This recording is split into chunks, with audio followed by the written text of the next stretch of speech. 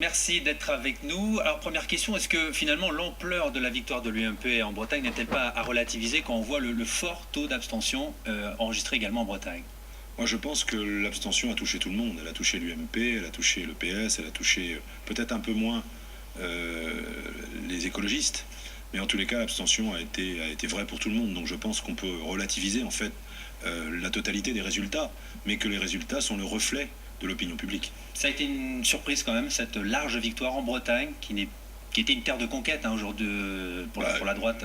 Oui, très franchement, ça a été l'ampleur de la victoire a été une surprise. La victoire elle-même, non, mais l'ampleur, oui, sans doute, oui, oui, bien sûr. Alain Cadec, le succès que vous enregistrez est particulièrement visible à Saint-Brieuc. Je rappelle ces deux chiffres, 21,73 pour la liste UMP contre 18,67 pour la liste centriste. Sincèrement, vous vous y attendiez? Non, Pas dans cette ampleur-là. non, pas de cette nature-là, non, non, non, franchement, non. Qu'est-ce qui explique justement ce très fort score? Je pense d'abord que la campagne que nous avons menée, une vraie campagne d'élection européenne, explique ce score. Et d'autre part, peut-être les personnalités des uns et des autres. Est-ce que ce score justement que vous avez obtenu à Saint-Brieuc ne vous incite pas à conserver votre mandat local, puisque vous allez avoir un choix à faire? J'aurai un choix à faire, j'y réfléchis. Je n'ai pas encore pris de décision et dans les jours qui viennent, je prendrai cette décision.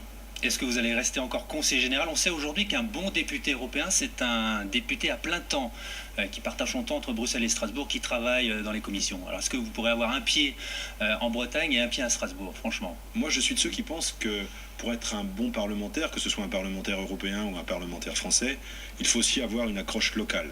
Il faut rester en phase avec le terrain. Je suis un homme de terrain. Je garderai donc de toute façon un mandat local. Parce que je pense que c'est indispensable pour pouvoir justement être au fait des réalités. Alors, vous êtes un homme de terrain, quels sont justement les dossiers que vous allez défendre à Strasbourg? Quelles sont les priorités pour vous? Ah, écoutez, actuellement, il y a une foultitude de dossiers, mais je pense que le traité de Lisbonne va nous permettre également de traiter encore plus de dossiers que nos prédécesseurs, puisque le Parlement aura plus de pouvoir qu'il n'en avait jusqu'à présent. Et je pense notamment pour la Bretagne, puisqu'il s'agit de notre terre, notre territoire, au dossier de la pêche, aux négociations de la politique agricole commune, qui vient à terme en 2013, mais aussi aux défis environnementaux qui nous attendent. Hein. Je m'occupe beaucoup d'eau et d'environnement, et c'est vrai que ce sont des dossiers très importants.